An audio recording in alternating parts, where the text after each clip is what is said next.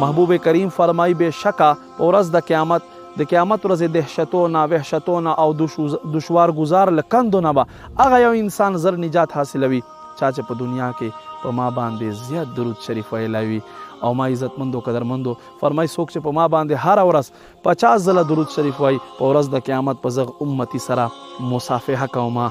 نو ما عزتمندو درود شریف یوه فضا جوړه کوي، یو ماحول جوړ کوي. محبوب فرمای خپل اولاد ته 3 طریقې وښایي، یو د قرآن مینه وښایه خپل اولاد ته، او فرمای یو د خپل نبی مینه وښایه، او یو د نبی چې کوم اولاد دی اهل بیت اطهار دي د هغوی مینه وښایه.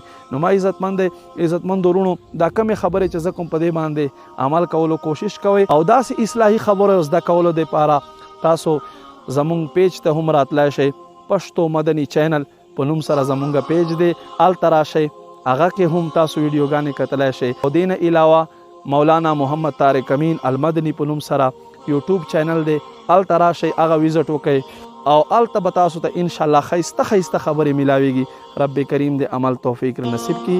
آمین بجاه النبی الامین صلی الله علیه و آله وسلم.